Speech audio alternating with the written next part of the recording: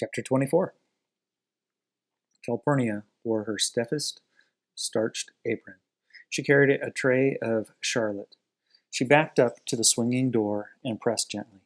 I admired the ease and grace with which she handled heavy loads of dainty things. So did Aunt Alexandra, I guess, because she had let Calpurnia serve today. August was on the brink of September. Dill would be leaving for Meridian tomorrow. Today he was off with Jim at Barker's Eddy. Jim had discovered with angry amazement that nobody had ever bothered to teach Dill how to swim, a skill Jim considered necessary as walking. They had spent 2 afternoons at the creek. They said they were going in naked, and I couldn't come, so I divided the lonely hours between Calpurnia and Miss Maudie. Today Aunt Alexandra and her missionary circle were fighting the good fight all over the house. From the kitchen I heard Miss Grace Merriweather giving a report in the living room on the squalid lives of the Moronas, it sounded like to Marie. They put the women out in huts when their time came, whatever that was. They had no sense of family. I knew that'd distress Auntie.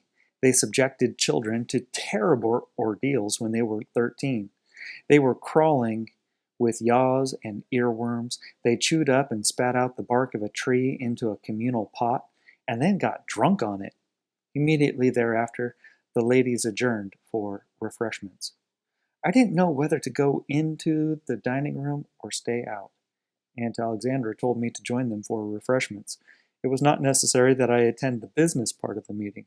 She said it'd bore me. I was wearing my pink Sunday dress, shoes, and a petticoat, and reflected that if I spilled anything, Calpurnia would have to wash my dress again for tomorrow. This had been a busy day for her. I decided to stay put. "Can I help you, Cal?" I asked, wishing to be of some service. Calpurnia paused in the doorway. "You be still as a mouse in that corner," she said, "and you can help me load up the trays when I come back." The gentle hum of ladies' voices grew louder as she opened the door. "Why, Alexandra, I never saw such Charlotte. Just lovely. I can never get my crust like this. Never can. Who'd have thought of little dewberry tarts? Calpurnia? Who'd have thought it? Anybody tell you that the preacher's wife?" "No." "Well, she is, and that other one not walking yet?" They became quiet, and I knew they had all been served. Calpurnia returned, and I put my mother's heavy silver pitcher on a tray. "This coffee pitcher is a curiosity," she murmured. "They don't make 'em these days. Can I carry it in?" "If you be careful and don't drop it. Set it down at the end of the table by Miss Alexandra. Down there by the cups and things. She's gonna pour." I tried pressing my behind against the door as Calpurnia had done, but the door didn't budge. Grinning, she held it open for me. "Careful now, it's heavy. Don't look at it, and you won't spill it." My journey was successful. Aunt Alexandra smiled brilliantly. "Stay with us, Jean Louise," she said. This was a part of her campaign to teach me to be a lady. It was customary for every circle hostess to invite her neighbors in for refreshments, be they Baptist or Presbyterians, which accounted for the presence of Miss Rachel, sober as a judge, Miss Maudie, and Miss Stephanie Crawford. Rather nervous, I took a seat beside Miss Maudie and wondered why ladies put on their hats to go across the street. Ladies in bunches always filled me with vague apprehension and a firm desire to be elsewhere. But this feeling was what Aunt Alexandra called being spoiled. The ladies were cool in fragile pastel prints. Most of them were heavily powdered but unrouged. The only lipstick in the room was Tangy Natural. Q-Tex Natural sparkled on their fingernails, but some of the younger ladies wore rose. They smelled heavenly. I sat quietly, having conquered my hands by tightly gripping the arms of the chair, and waited for someone to speak to me. Miss Maudie's gold bridgework twinkled. "You're mighty dressed up, Jean Louise," she said. "Where are your breeches today? Under my dress?" I hadn't meant to be funny, but the ladies laughed. My cheeks grew hot as I realized my mistake, but Miss Maudie looked gravely down at me. She never laughed at me, unless I meant to be funny. In the sudden silence that followed, Miss Stephanie Crawford called from across the room, "What you gonna be when you grow up, Jean Louise? A lawyer?" "No, I hadn't thought about it," I answered, grateful that Miss Stephanie was kind enough to change the subject. Hurriedly, I began choosing my vocation. Nurse, aviator. Well, why, shoot, I thought you wanted to be a lawyer. You've already commenced going to court. The ladies laughed again. "Oh, that Stephanie's a cod," somebody said. Miss Stephanie was encouraged to pursue the subject. "Don't you want to grow up to be a lawyer?" Miss Maudie's hand touched mine, and I answered mildly enough. "No, just a lady." Miss Stephanie eyed me suspiciously, decided that I meant no impertinence, and contented herself, well, you won't get very far unless you start wearing dresses more often." Miss Maudie's hand closed tightly on mine, and I said nothing. Its warmth was enough. Miss Grace Merriweather sat on my left, and I felt it would be polite to talk to her. Mr. Merriweather, a faithful Methodist under duress, apparently saw nothing personal in singing Amazing Grace, How Sweet the Sound, that saved a wretch like me. It was the general opinion of Maycomb, however, that Mrs. Merriweather had sobered him up and made him a reasonably useful citizen of him.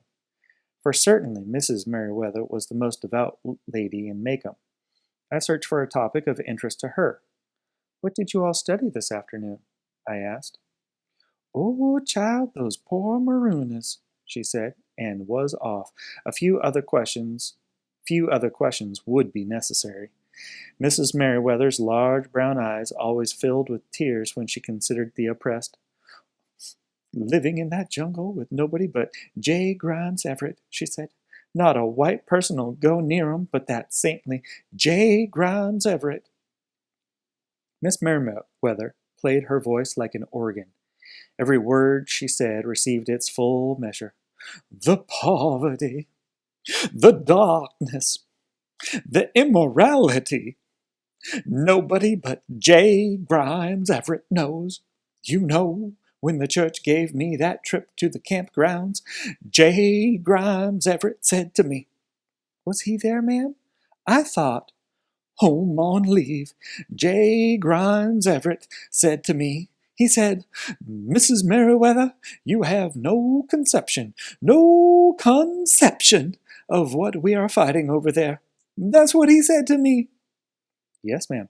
"I said to him, 'Mr. Everett,' I said, 'the ladies of Maycomb, Alabama Methodist Episcopal Church South are behind you 100%. That's what I said to him, and you know, right then and there, I made a pledge in my heart. I said to myself, when I go home, I'm going to give a course on the Marooners and bring J. Grimes Everett's message to Maycomb. And that's just what I've been doing." "Yes, ma'am." When Mrs. Merriweather shook her head, her black curls jiggled. "Jean Louise," she said, "you are a fortunate girl. You live in a Christian home with Christian folks in a Christian town. Out there in J. Grimes Everett's land, there's nothing but sin and squalor." "Yes, ma'am." "Sin and squalor. What was that, Gertrude?" Miss Merriweather turned on her chimes for the lady sitting beside her. "Oh, that. Well, I always say forgive and forget. Forgive and forget. Thing that church ought to do is help her lead a Christian life for those children from here on out. Some of the men ought to go out there and tell that preacher to encourage her." Excuse me, Miss Merriweather?" I interrupted. "Are you all talking about Mayella Ewell?" "May! No, child. That darky's wife. Tom's wife. Tom—" "Robinson, ma'am?" Mrs. Merriweather turned back to her neighbor. "There's one thing I truly believe, Gertrude," she continued, "but some people just don't see it my way. If we just let them know we forgive 'em, that we've forgotten it, then this whole thing'll blow over." Miss Merriweather?" I interrupted once more. "What'll blow over?" Again she turned to me. Miss Merriweather was one of those childless adults who find it necessary to assume a different tone of voice when speaking to children. "Nothing, Jean Louise," she said, in a stately largo. "The cooks and field hands are just dissatisfied, but they're settling down now. They've grumbled all next day after that trial." Miss Merriweather faced Miss Farrell. "Gertrude, I tell you, there's nothing more distracting than a sulky darky. Their mouths go down to here. Just ruins your day to have one of 'em in the kitchen. You know what I said to my Sophie, Gertrude? I said, 'Sophie,' I said, 'you simply are not being a Christian today. Jesus Christ never went around grumbling and complaining.' And you know, it did her good. She took her eyes off that floor and said, 'No, Miss Merriweather, Jesus never went around grumbling. I tell you, Gertrude, you never ought to let an opportunity go by to witness for the Lord.'" I was reminded of the ancient little organ in the chapel at Finch's Landing. When I was very small, if I had been very good during the day, Atticus would let me pump its bellows while he picked out a tune with one finger. The last note would linger as long as there was air to sustain it. Miss Merriweather had run out of air, I judged, and was replenishing her supply while Miss Farrow composed herself to speak. Miss Farrow was a splendidly built woman with pale eyes and narrow feet. She had a fresh permanent wave, and her hair was a mass of tight gray ringlets. She was the second most devout lady in Maycomb. She had a curious habit of prefacing everything she said with a soft, sibilant sound. "Grace," she said, "it's just like I was telling Brother Huston the other day. Brother Huston," I said, "looks like we're fighting a losing battle. A losing battle," I said. "It doesn't matter to them one bit. We can educate them till we're blue in the face. We can try till we drop to make Christians out of them, but there's no lady safe in her bed these nights." He said to me, "Miss Farrell, I don't know what we're coming to down here." I told him that was certainly a fact. Miss Merriweather nodded wisely. Her voice soared over the clink of coffee cups and the soft bovine sounds of the ladies munching their dainties. "Gertrude," she said, "I tell you there are some good folks, but misguided people in this town. Good, but misguided.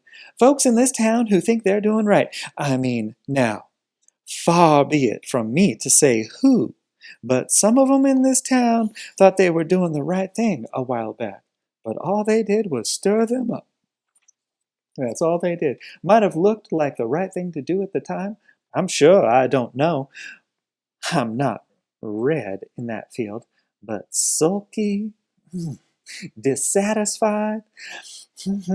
I tell you, if my Sophie kept it up another day, I'd have let her go.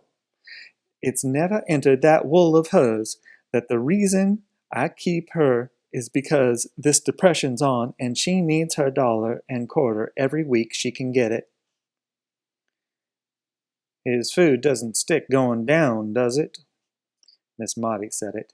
2 tight lines appeared at the corners of her mouth. She had been sitting silently beside me, her coffee cup balanced on one knee. I had lost the thread of conversation long ago when they quit talking about Tom Robinson's wife, and had contented myself with thinking of Finch's Landing and the river. Aunt Alexandra had got it backwards. The business part of the meeting was blood-curdling. The social hour was dreary. "Miss Maudie, I'm sure I don't know what you mean," said Miss Merriweather.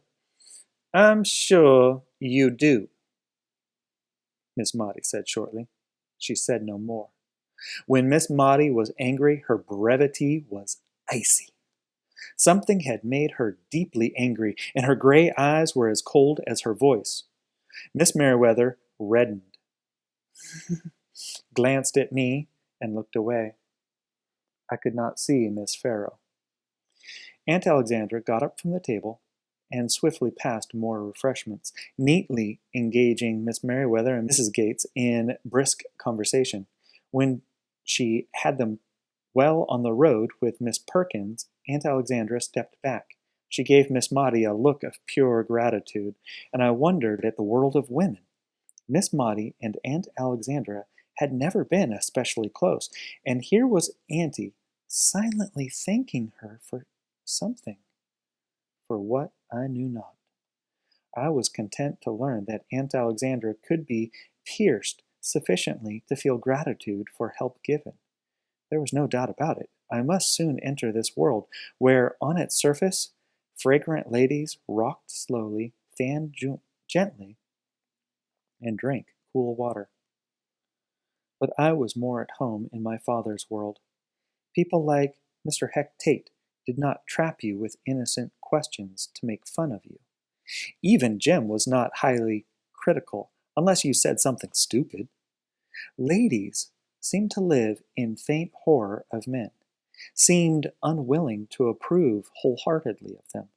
But I liked them. There was something about them. No matter how much they cussed and drank and gambled and chewed, no matter how undelectable they were, there was something about them that I instinctively liked. They weren't hypocrites, Miss Perkins, born hypocrites, Miss Merriweather was saying. At least we don't have that sin on our shoulders down here. People up there set 'em free, but you don't see 'em setting at the table with 'em. At least we don't have the deceit to say to 'em, yes, you're as good as we are, but stay away from us. Down here we just say, you live your way and we'll live ours. I think that woman, that Miss Roosevelt's, lost her mind, just plain lost her mind coming down to Birmingham and trying to sit with 'em. If I was the mayor of Birmingham, I'd... Well, neither of us was the mayor of Birmingham, but I wished I was the governor of Alabama for one day. I'd let Tom Robinson go so quick the Missionary Society wouldn't have the time to catch its breath.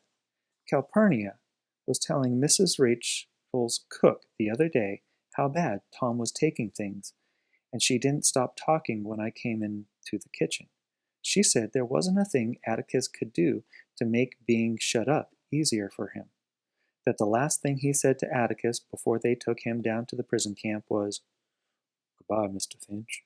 There ain't nothing you can do now, so there ain't no use trying."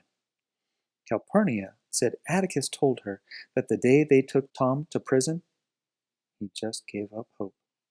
She said Atticus tried to explain things to him, and that he must do his best not to lose hope, because Atticus was doing his best to get him free. Miss Rachel's cook asked Calpurnia why Atticus didn't say, yes, you'll go free, and leave it at that. Seemed like that'd be a big comfort to Tom. Calpurnia said, because you ain't familiar with the law. First thing you learn when you're in a law family is that there ain't any definite answers to anything. Mr. Finch couldn't say something so when he doesn't know for sure it's so. The front door slammed, and I heard Atticus's footsteps in the hall. Automatically, I wondered what time it was. Not nearly time for him to come home, and on Missionary Society days, he usually stayed downtown until black dark. He stopped in the doorway. His hat was in his hand, and his face was white. "Excuse me, ladies," he said. "Go right ahead with your meeting. Don't let me disturb you. Alexandra, could you come to the kitchen a minute? I want to borrow Calpurnia for a while." He didn't go through the dining room. He went down the back hallway and entered the kitchen from the rear door. Aunt Alexandra and I met him. The dining room door opened again, and Miss Maudie joined us. Calpurnia had half risen from her chair. "Cal," Atticus said, "I want you to go with me to Helen Robinson's house." "What's the matter?" Aunt Alexandra asked. "What's the matter?" Aunt Alexandra asked, alarmed by the look on my father's face. "Tom's dead." Aunt Alexandra put her hands to her mouth. "They shot him," said Atticus. "He was running. It was during their exercise period. They said he just broke into a blind, raving charge at the fence and started climbing over. Right in front of them, Didn't they try to stop him? Didn't they give him any warning? Aunt Alexandra's voice shook. Oh, yes. The guards called to him to stop. They fired a few shots in the air, then to kill. They got him just as he went over the fence. They said if he'd had 2 good arms, he'd have made it. He was moving so fast. 17 bullet holes in him. They didn't have to shoot him that much. Cal, I want you to come out with me and help me tell Helen.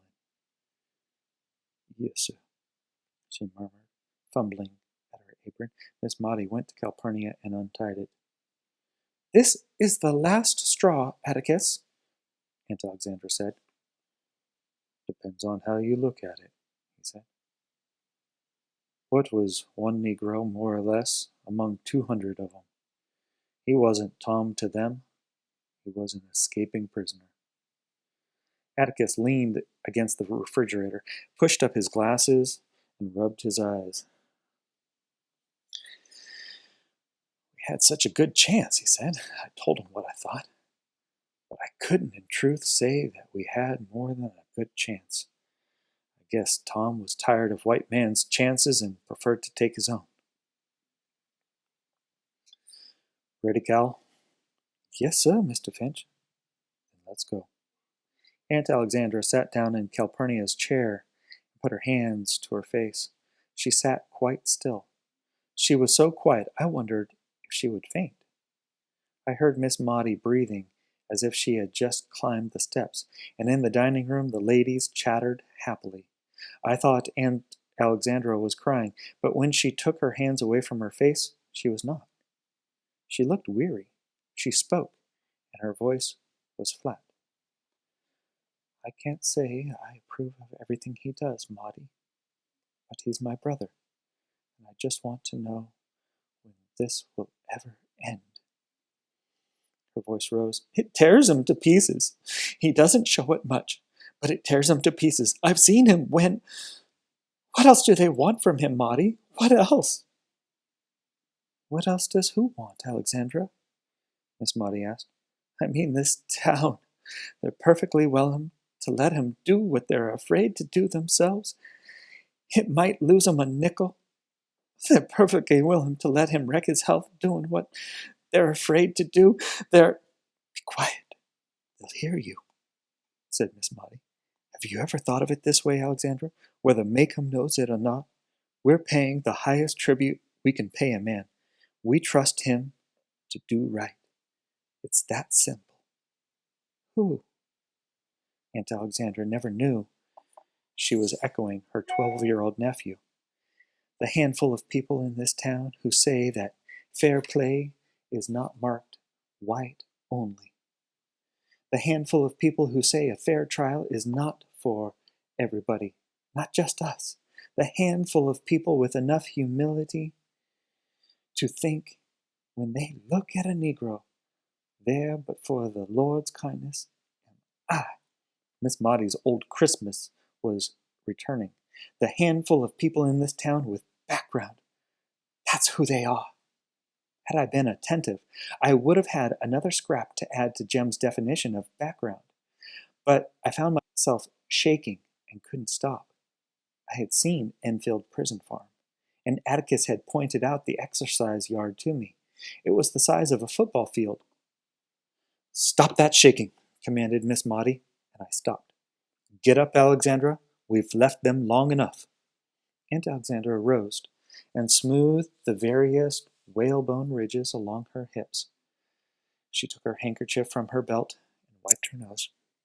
She patted her hair and said, Do I show it? Not a sign, said Miss Maudie. Are you together again, Jean Louise? Yes, ma'am. Then let's join the ladies, she said grimly. Their voices swelled when Miss Maudie opened the door to the dining room. Aunt Alexandra was ahead of me, and I saw her head go up as she went through the door. Oh, Miss Perkins, she said, you need some more coffee. Let me get it. Calpurnia's on an errand for a few minutes, Grace, said Miss Maudie. Let me pass you some more of these dewberry tarts. Did you hear what that cousin of mine did the other day, the one who likes to go fishing? And so they went, down the row of laughing women, around the dining room, refilling coffee cups, dishing out goodies as though their only regret was the temporary domestic disaster of losing Calpurnia. The gentle hum began again. Yes, sir, Mrs. Perkins, that J. Grimes Everett is a martyred saint. He needed to get married, so they ran to the beauty parlor every Sunday afternoon. Soon as the sun goes down, he goes to bed with the chickens, a crate full of sick chickens. Fred says that's what started it all. Fred says, Aunt Alexandra looked across the room at me and smiled. She looked at a tray of cookies on the table and nodded at them. I carefully picked up the tray and watched myself walk to Mrs. Merriweather. With my very best company manners, I asked her if she would have some. After all, if Auntie could be a lady at a time like this, so could I. All right, let's see what happens next.